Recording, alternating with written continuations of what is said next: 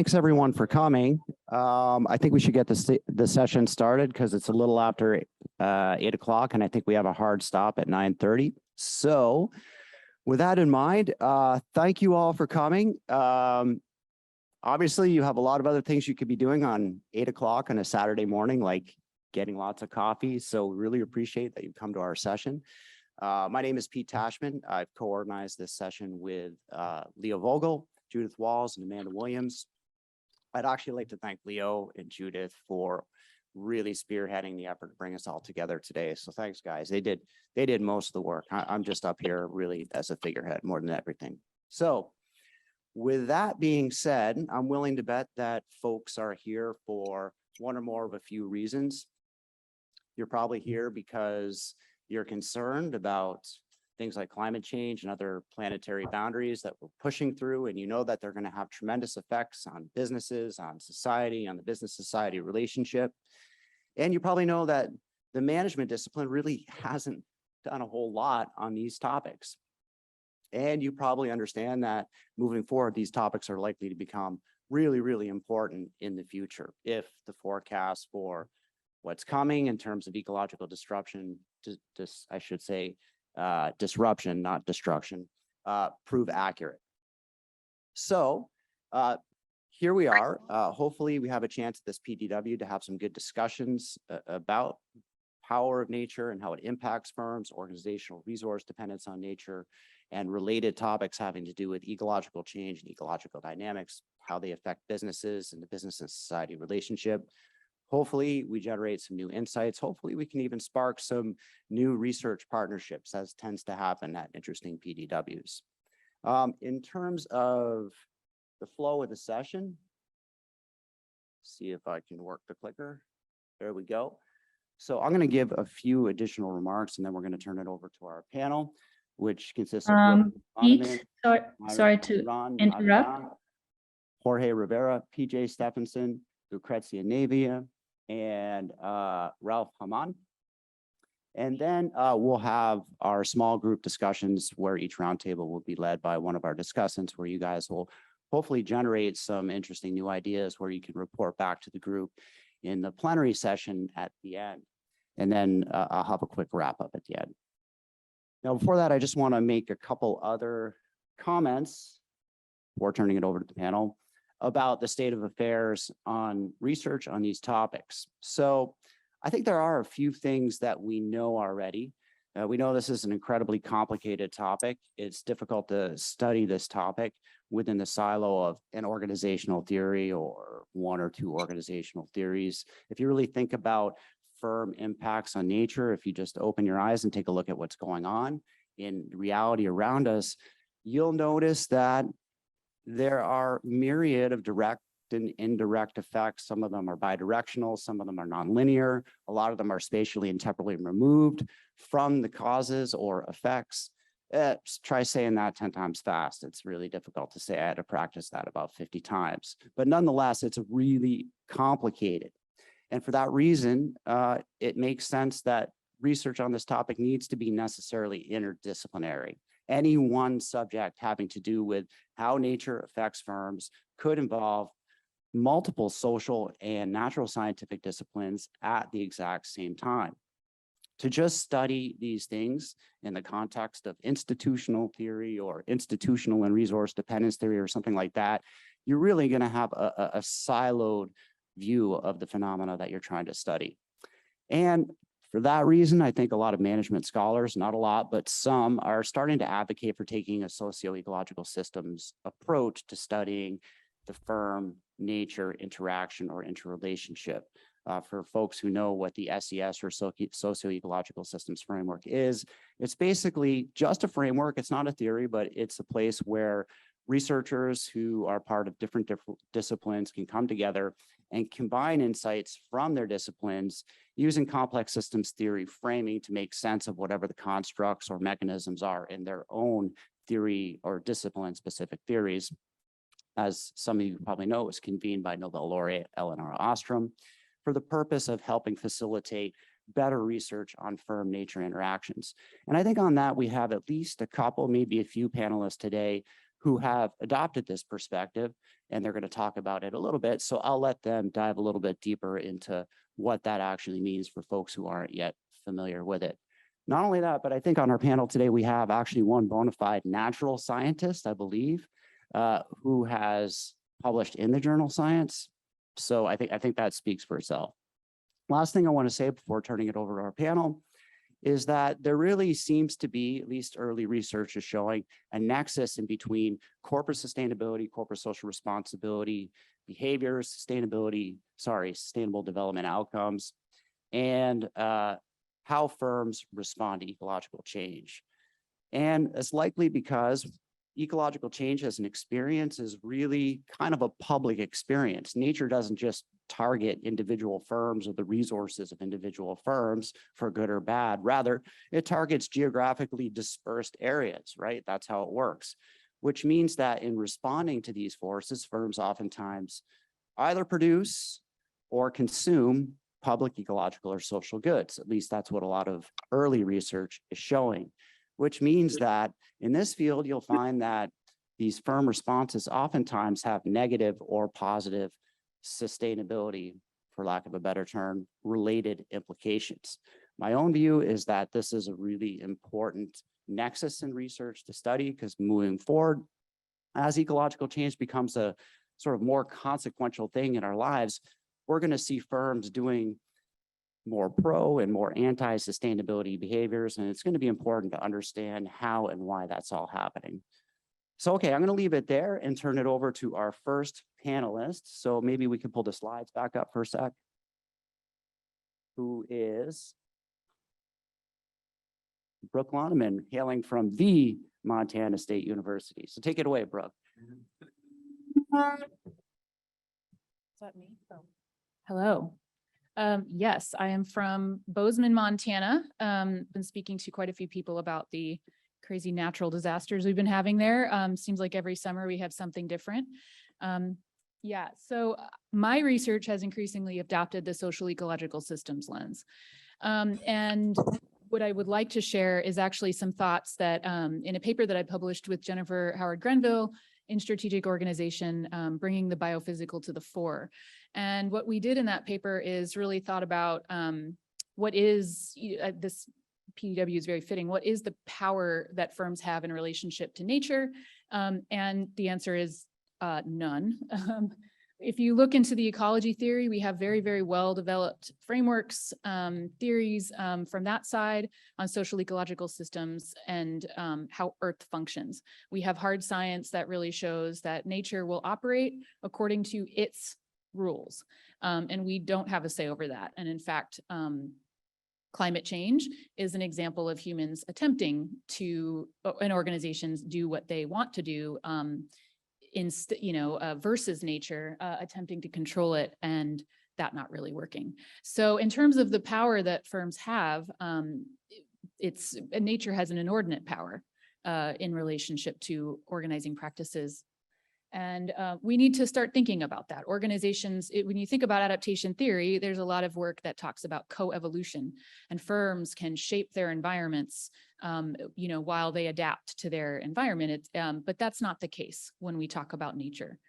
And so thinking about that, that means that firms are really embedded in nature. And that's the term that I focus on and want to focus on, which is that really invites a systems perspective.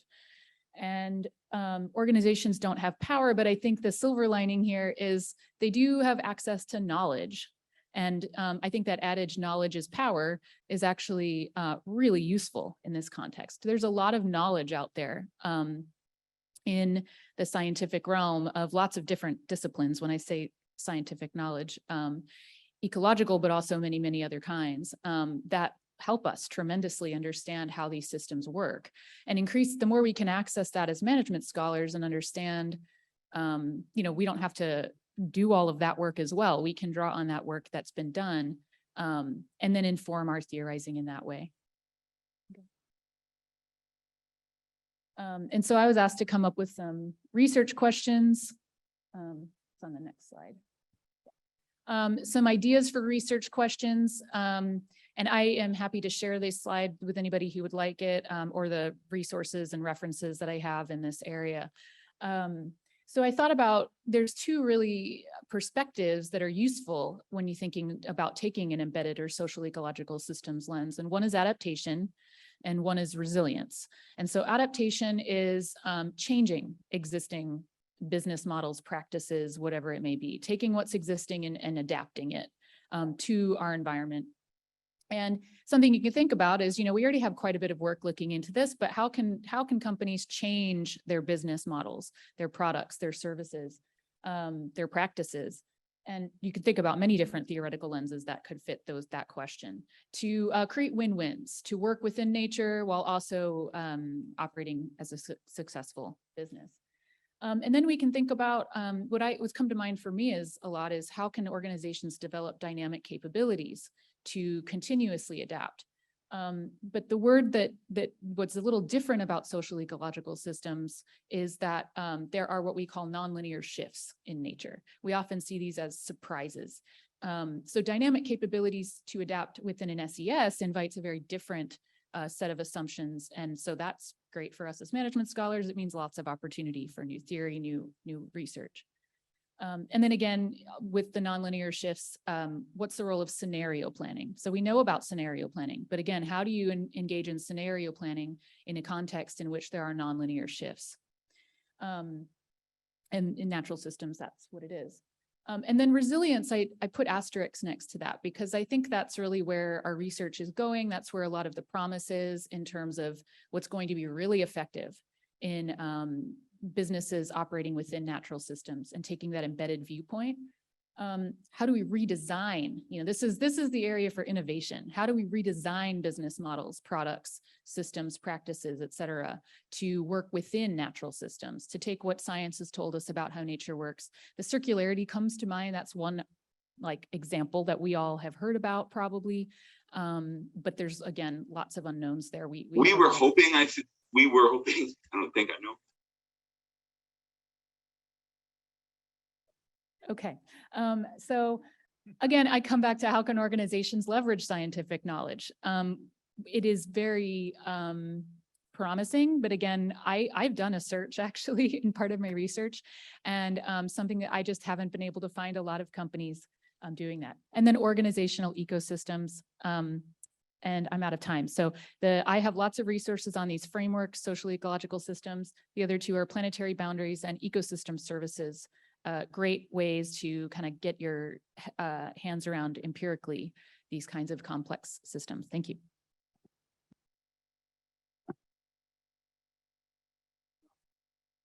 Okay, great. So hi, welcome everyone. My name is Miron Avidan. I'm originally from Israel, but I did my postdoc over the past 2 years in the University of St. Gallen with Professor Dr. Judith Walls, who is organizing this panel, and with Leo and Zsuzsa that's in the audience. So I'm going to talk about my perspective, having wrote my dissertation about the water energy nexus. So really about this relationship between climate change and other issues, and about the fact that we cannot just go by reducing greenhouse gas emissions, which is a noble cause, of course, but we have to also acknowledge how this issue is related to other very prominent issues concerning the natural environment. So I spotted 3 trends, you could say, that are related to this over the past couple of years, I think, kind of from here and there. But it's not that much theoretical driven, but I'll try to wrap up my my comments with some theoretical directions. So the first one that I want to talk about is double materiality. So something that maybe some of you are already picking up when you read reports from consultancy groups like Deloitte and PwC and all of those. So really developing frameworks for the assessment of how, not just how the nature affects business like we're used to doing and looking at the investor perspective, but also the other way around. So how does business activity affects nature. And to some extent, we already have this going on a little bit. So CDP, for example, since 2010 has been asking companies to report their water withdrawals, right? But we don't exactly know what these numbers mean for nature. So we don't know the relationship between these water withdrawals and the status of bodies of water where corporations are acting. So yeah, this is the first one, really broadening our view of which stakeholders are important and what questions are we asking in this sense. The second one that I wanted to mention is growing research and growing interest in adaptation. So I think realistically, we should acknowledge that we'll probably cross the 1.5 degrees boundary from the Paris Agreement, which puts us in a trajectory that, you know, we just have to accept that this is how it is. And now how are we going to go about it, right? Which is different than maybe just chasing the carbon net zero targets and that stuff. So recently I listened to a seminar in Israel about the energy consumption of the public water sector. And my point is that the right mix between adaptation and mitigation is very, very local dependent. So for example, in Israel, there is probably no feasibility to reach carbon net zero because it would take massive investments in renewable energies that are also considering the tiny size of Israel, there's nowhere to physically put all of these facilities. So the point is that really we have to think about these things more creatively than, again, just kind of stating we're going to reach carbon net zero by 2050. And next slide, please. Yeah. Okay. So yeah, just very briefly, I wanted to mention this notion of the ecological case for business in this readership and scholarship about phenomenon-driven, the case for phenomenon-driven research that is also interdisciplinary and intradisciplinary. So really joining forces with experts from other disciplines to figure out how do we go about it. So it's not, let's just, you know, get things going and maybe care less about theory. So a few research questions, like I promised in the beginning, maybe coming from traditional perspectives like RBV, we can think about how companies can allocate the resources between water and energy. Or we can think about how companies attend, what is the effect of attending climate change on attending water issues? How do these things work together? Where are the synergies? Where are the trade-offs? And so on and so forth. And yeah, and taking maybe a strategy perspective in terms of what are the strategies that will allow companies to figure out these relationships and these interlinkages. Thank you.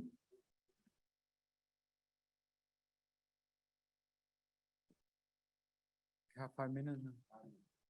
Okay. Well, good morning, everybody. Thanks for being here late in the morning. Well, 5 minutes, so I gotta say something provocative, not so that we wake up. Do we have power over nature? Well, we have a delusion in the West, now that we do. That's how we organize our societies for the last few centuries, no? That illusion goes back to our religious traditions. Now we had to conquer nature, dominate it, and our brains and technology help us with that. That's the logic that we have lived with in the West, and that's how we continue living, no? Now, Cruz, this idea maybe makes sense of it when natural conditions have been stable for 10,000 years, but now that these conditions are no longer stable because of our activity, we need to change framework, no? Now, second thing is, I hear a lot about theory, no? This is the fetish that we have in this society, no? But sometimes I think about it, it's like you're standing on a highway and 18-wheeler is coming towards you at 100 miles per hour.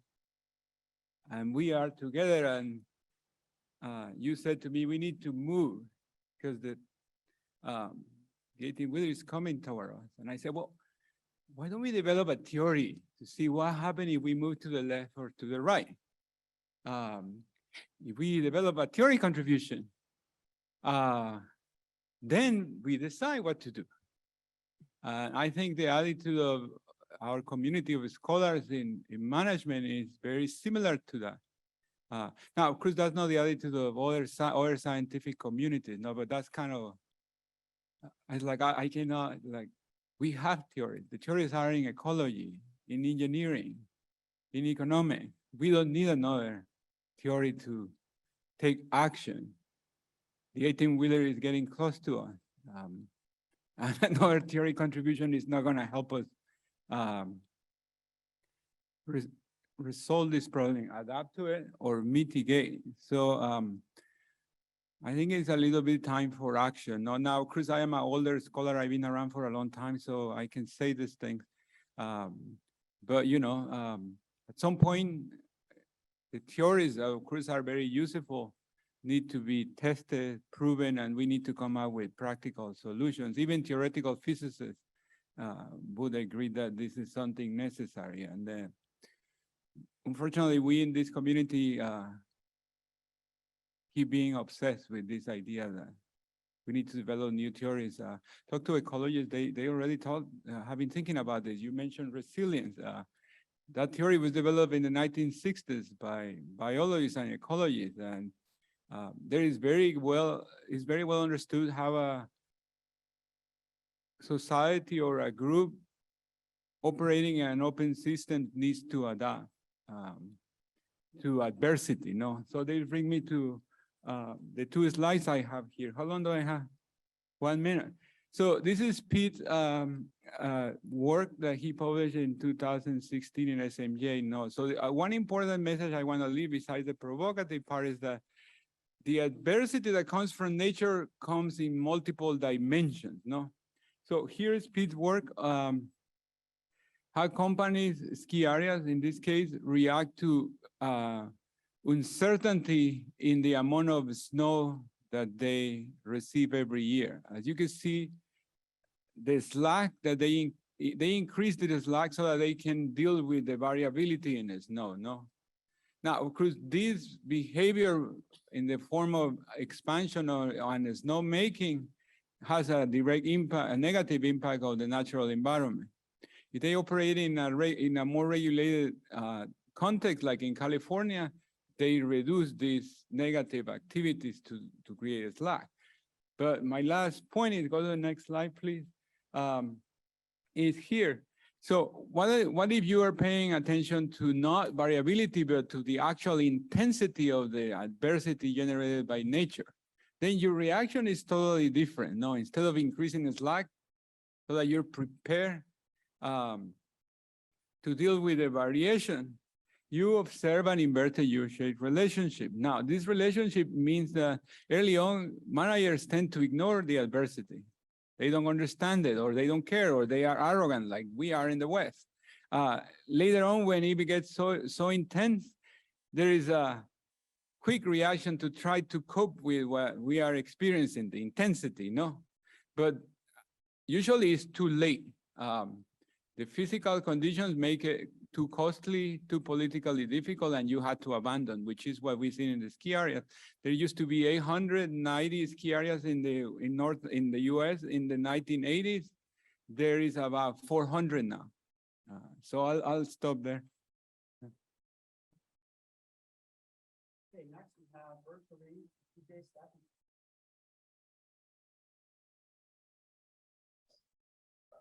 Pete, can you go near a microphone? I think you were introducing PJ, no. right? Yeah. I was waiting. Do you want me to start? Go ahead, PJ. Okay, thank you. I'm PJ Stevenson. I'm a conservation biologist, so perhaps one of the few in this discussion today. I worked in biodiversity conservation for 30 years and have spent most of the last few years trying to pay attention to see how business can address biodiversity issues. And I was asked just to touch on this issue about how monitoring and measuring biodiversity can help companies manage uncertainty. And basically, what I'd just like to emphasize really is what I think we need to look at with monitoring biodiversity more generally. And my main issue and my main argument is that we need to stop treating the corporate sector differently to what treating everybody else. So what I mean by that is governments and civil society have largely been the ones behind the development and implementation of the Convention on Biological Diversity and the Sustainable Development Goals. And they set goals and indicators around similar targets, species and habitats and so forth. On the other hand, businesses are frequently offered or proposed a different suite of goals around different definitions of nature and using different indicator sets. And my argument really is we can only advance if we use experience from the conservation world and then try and harmonize our approaches across sectors. And also, wherever possible, simplify approaches, because I still think as well, we are making things too complex. So, I don't have very long. So just to summarize what we've learned from what we need from monitoring from the conservation world, you basically need to know something about biodiversity state, what are happening to animal and plant populations. You need to know something about the benefits that people get from people and ecosystem services, whether that's water sources, fresh water, or pollination services. But you also need to understand and track the pressures placed on biodiversity, the loss of habitat, exploitation of species, pollution, and so forth. And last but not least, you need to understand the responses that companies are putting in place to mitigate their pressures on biodiversity, just as governments and NGOs are doing. And that can be anything from obviously planting trees to reducing agrochemical use or whatever. Now, this so-called pressure state response benefit model is fairly simple, but it's what's behind the UN's approach to monitoring the Convention on Biological Diversity and the SDGs. And then the point is, our argument is very much that companies can follow a similar approach, and I've worked with colleagues to test that and demonstrate that. And of course, what that then does is allow you to have some joined up thinking to see how your responses are reducing pressures and how those in turn improve the state of biodiversity and benefits to people. And this sort of information can help businesses plan and apply adaptive management. So if it's followed rigorously, you know what's working well and should be replicated and what's working less well and to change it. It also allows for flexibility and adaptability when situations change. So if you are monitoring these various key variables relevant to the company's operations and dependencies and supply chains, if there are additional pressures brought on or exacerbated by, say, extreme climate events, it's easier to change your response if you already know what's working and what's not. And so, if going back to the climate example, it might mean more climate change adaptation work is required, maybe setting aside more natural habitats, changing fire management regimes in agricultural landscapes or whatever. But if you have in place already your basic biodiversity monitoring pressure state response system, that will help you when you encounter some of these unexpected changes. And again, I'd just like to finish by saying there are obviously challenges to this. I know biodiversity is still quite daunting for companies. It does generally require new capacities and, more importantly, I think, new partnerships with academia and with the NGO sector to help collect and use data. But it is possible if you simplify systems. And I think just one quick example, I worked quite a bit with Nespresso, who many of you know as a coffee company, and they use georeference data from more than 100,000 farms in 13 countries. And because they apply a simple monitoring system, they can click on a platform on an iPad and quickly tell you when an agronomist last visited that farm and the scores for 50 odd metrics, of which about a quarter of them relate to the environment. For Nespresso, biodiversity state indicators has proved harder. Obviously, they're a coffee company, not a biodiversity NGO, but working with partners like IUCN and Cornell's Laboratory for Ornithology, they've started developing biodiversity indicators, and now they have bird watchers out there monitoring birds and acoustic monitoring devices as well, which are showing how birds are benefiting from sustainable agricultural practices. So my message is it is possible to set up simple systems, but we just need to remember to stop treating companies different to we do other sectors. Governments and civil society also need and depend on nature, just like companies do. So let's try and integrate our approaches. Thank you.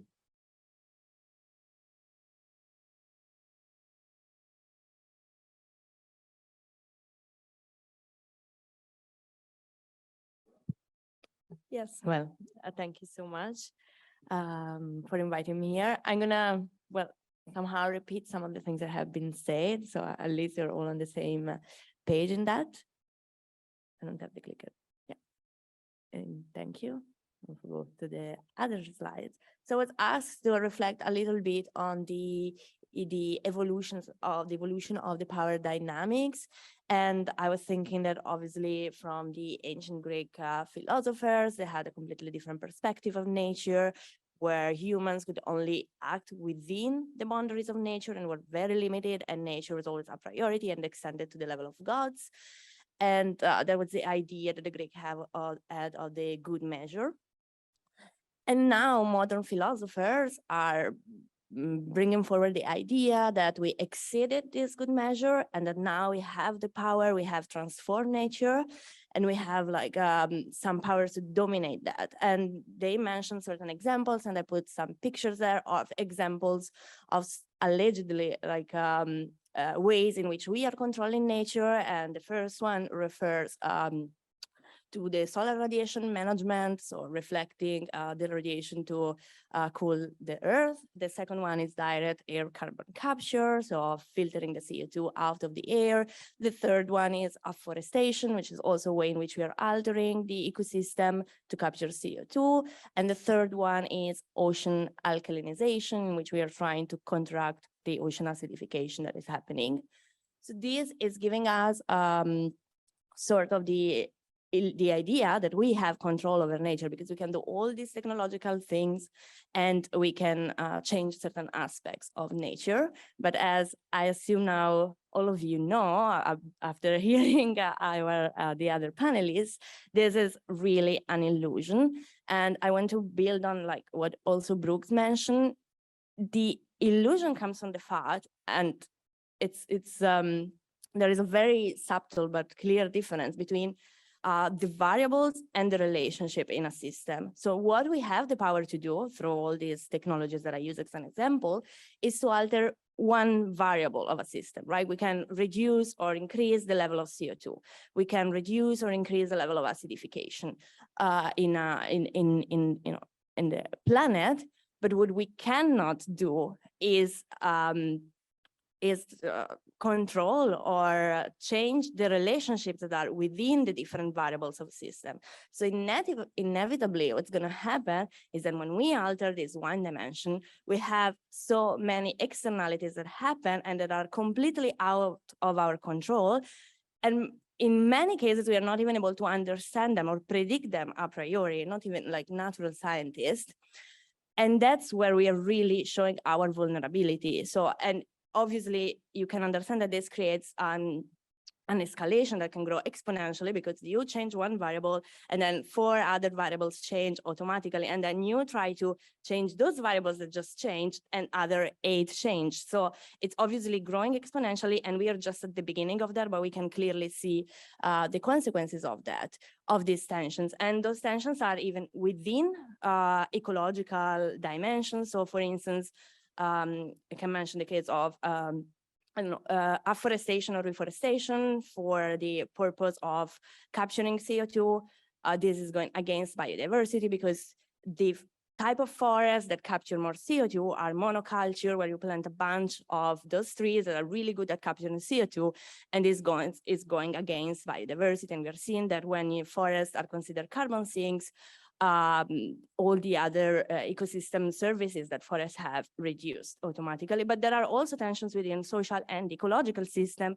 So another example that I have in mind is, for instance, bioenergy, where you burn biomasses to produce energy. I've spoken recently with a UK, someone in the parliament, and they were telling me that few years ago, they were really generally believing that there was a green solution and a green options, and they could not. And so the UK invested a lot and helped a lot of companies like drugs to invest in bioenergy, and they could not realize the effects that this would have, not just on biodiversity, but also on food security for the places where these biomasses are grown. So, but it looks like when I think about why we still go for a single objective, considering that, and the net zero, and I work on net zero, so obviously it would be good to reach, it will be never reached, but it will be good. it's good to think about that. But again, this is just one dimension. It's net zero emissions. It's not even emissions, it's net zero CO2 emissions, because already the other emissions are not included.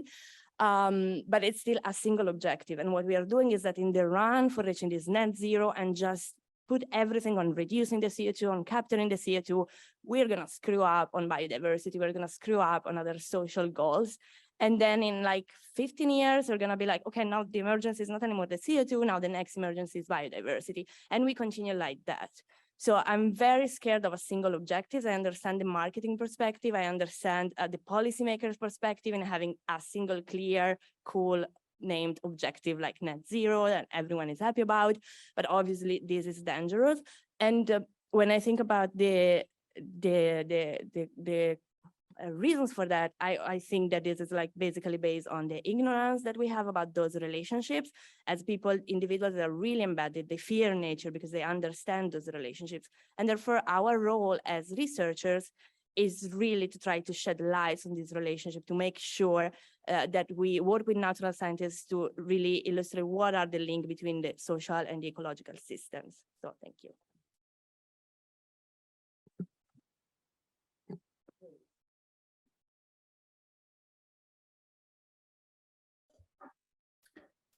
Great, PJ, we can't hear you if you're far, sorry, not PJ.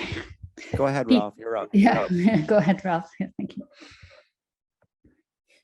All right, great. Thanks so much. So sorry to have joined a bit late. I had a very crazy day, and yeah, I'm just very sorry that that I had to join the way I did. I actually can't see the slide. Are you showing the slides, Leo? Okay. Right. So, I mean, won't you go to the next one?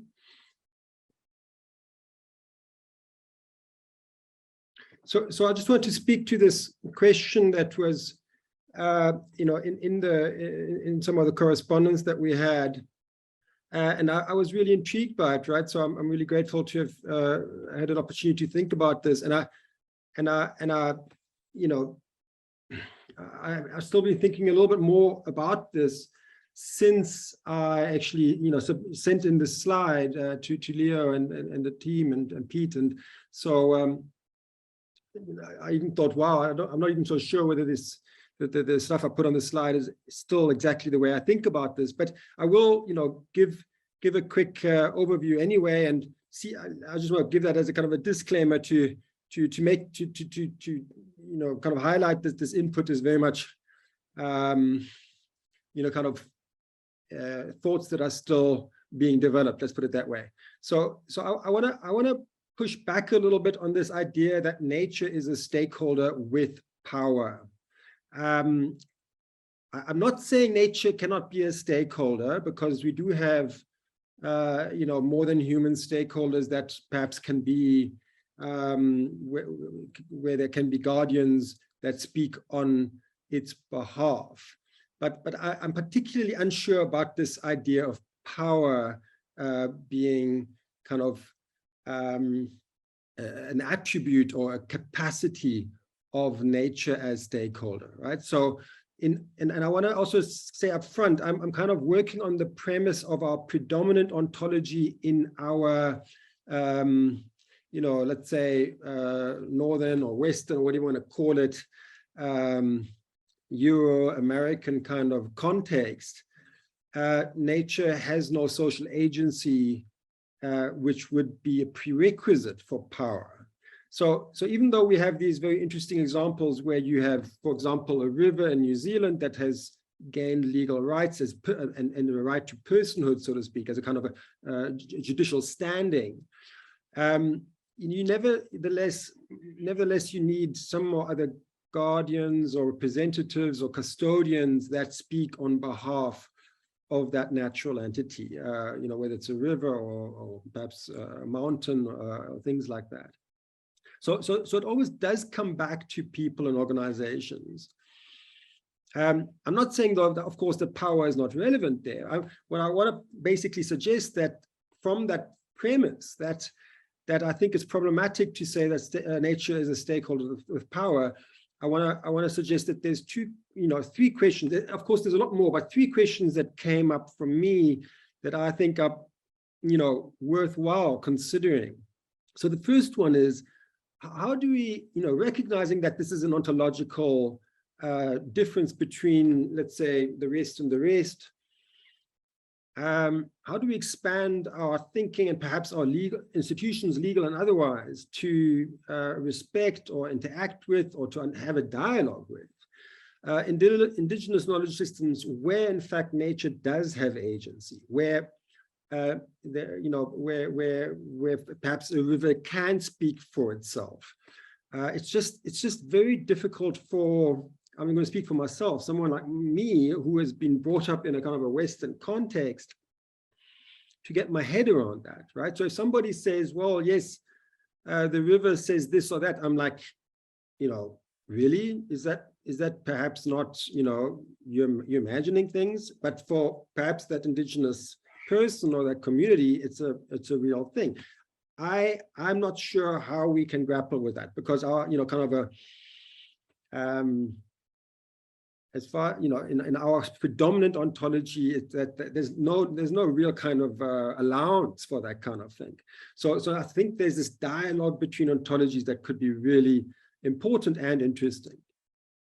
So the second question I want to suggest is that, well, how do companies respond to not the kind of literal power, but the kind of growing impact of nature on our lives and our societies and organizations?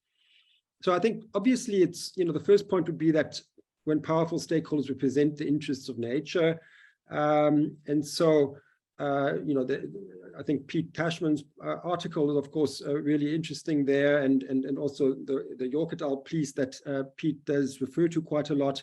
When there's an ecologizing logic, then people are, or organizations are more likely to respond to the growing relevance and salience of nature. And we wrote an article a year or two ago, or published it a year or two ago, where we talked about, this idea of social ecological system resilience becoming strategically important for companies that recognize how their own value chains depend on those locally instantiated at-risk social ecological systems, and where they feel that they can do something about it, that then they actually invest quite significantly in trying to maintain social ecological system resilience. But even there, we said, well, it would be really interesting to say, to better understand why some companies or some managers, so this is an attention thing as well, why some managers are more likely to recognize, number one, the existence of at-risk social ecological system components or elements, and number two, how they then motivate a way of dealing, actually investing in those things. So the slides have gone. I suppose that means I've run out of time, so maybe I'll just leave it at that.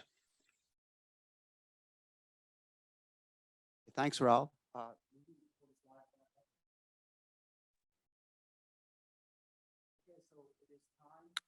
Pete, can you move closer to the microphone, please?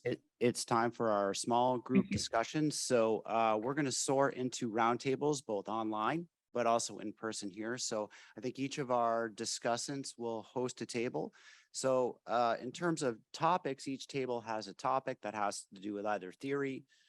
The second topic is uncertainty and criticality, excuse me. And the third topic is real world examples. Brooke and Miran are going to moderate the in-person theory table. Jorge will moderate or run the uncertainty and criticality table. And Lucrezia will run the real world examples table.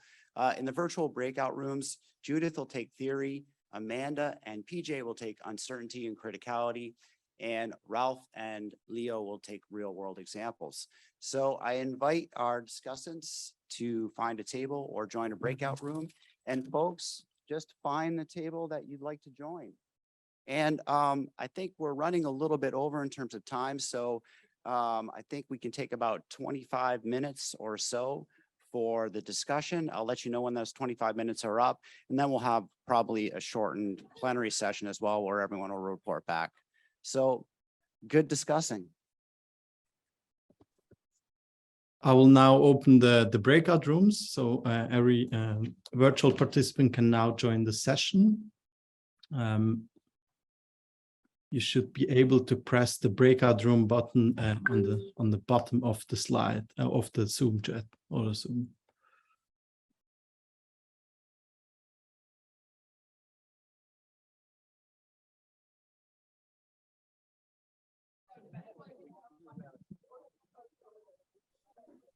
Thanks everyone for coming back. Hey I don't know- guys, sorry.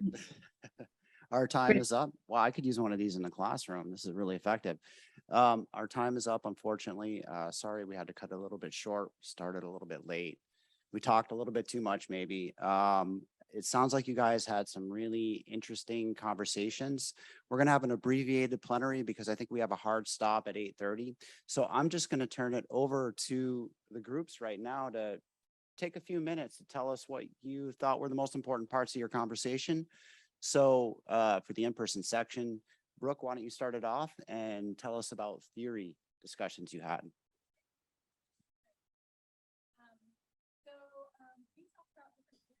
Can you move to the mic, please, Brooke? We can't hear you. Hi, sorry. Thank you. Sure. So we talked about existing theories as well as what gaps are in those theories, and then where could we go in the future. So we talked about entrepreneurship, and we have a couple people, one person in particular using biocultural theory, and this theme of how to incorporate double materiality into our theorizing. So looking at not only how does nature affect an entrepreneur or different kinds of ventures, but how would or not only how ventures shape nature or impact nature, but the other way around. How does nature shape entrepreneurship? We also talked about stakeholder theory and interesting things going in stakeholder theory that came up in the panel. The idea of guardianship and how does that work, as well as how legal practices can drive the conversation there.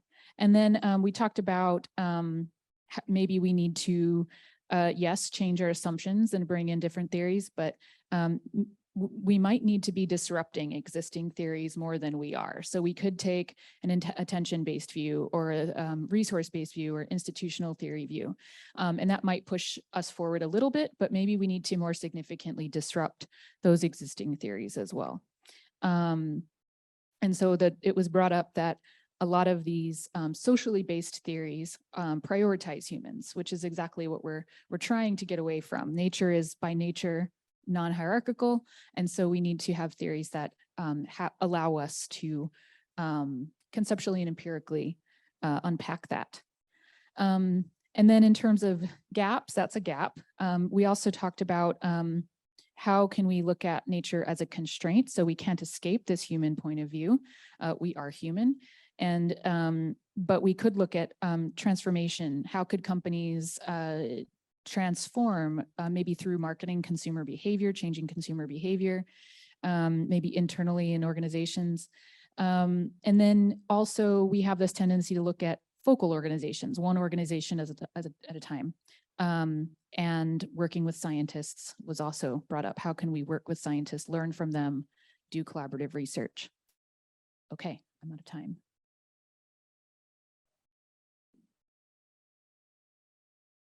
I think, Myron, are you next? Lucrezia is next? Okay. Well, I'm gonna be like very brief. We have very interesting conversation. I really enjoyed that.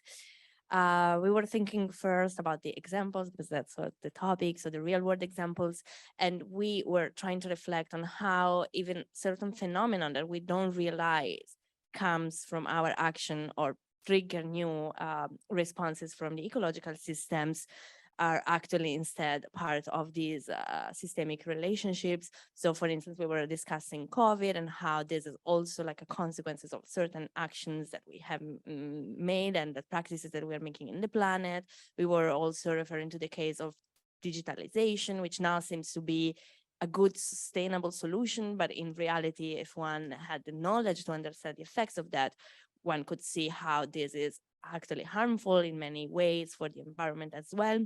And we were also reflecting on good examples like other cultures that are like Western cultures instead are better able to understand the effects of systems and don't have this arrogance to think of being able to control and have some power in nature.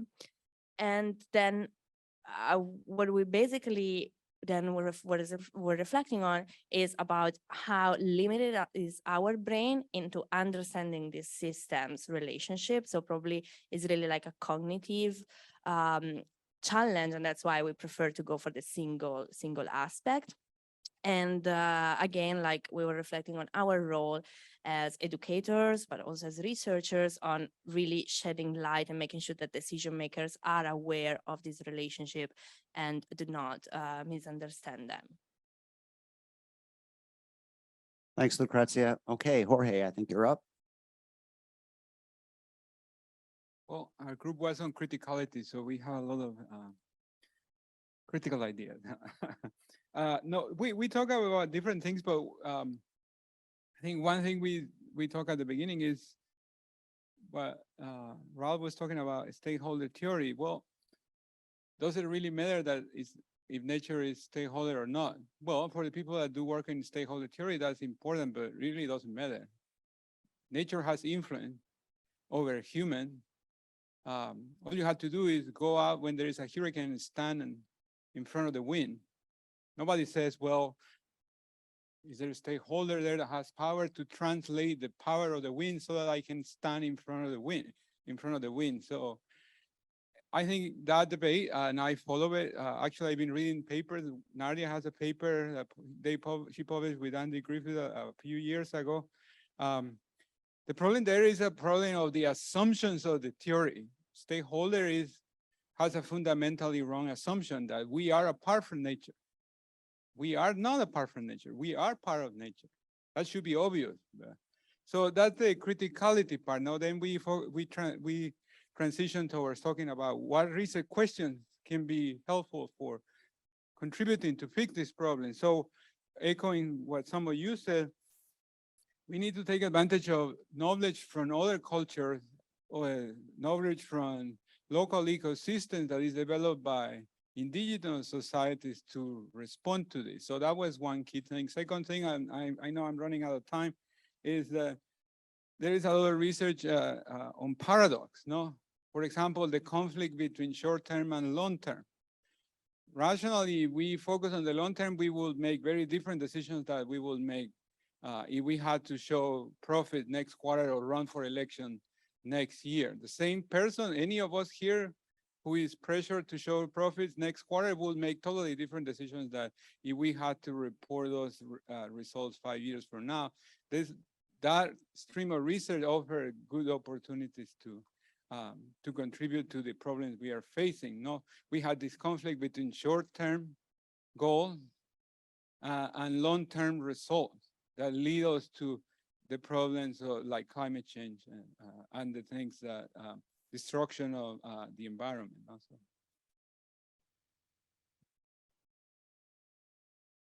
Great, thanks, Jorge. That kind of reminds me of decisions that I made before I went up for tenure. Okay, I think Judith is next with virtual groups theory discussion. Thank you, Pete. I think actually some of our discussions resonated a lot with those that Brooke had, but maybe we went off a little bit more on the topic of what would it actually take to work across disciplines. And we had actually several people in the group who had experience working across disciplines with ecologists or conservation biologists or marine biologists and had some difficulties. Number one, I guess with the translating and common understanding, but also the perception that business would be a distraction to the conservation goals rather than needing to be included. And number two, that business science or social science as a social science isn't a real science. And so there was some difficulty in perception there. So I thought that was very, very interesting. But we did come to a conclusion as well that it would actually be very useful for business scholars to learn more about ecological theories and even environmental economics and these kinds of disciplines to bring that into our own explanations, because these theories already exist and we can educate ourselves on that. And I'll leave it at that, given the time constraints.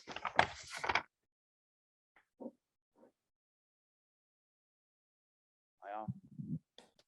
Amanda, I think you're up. Yeah, thanks.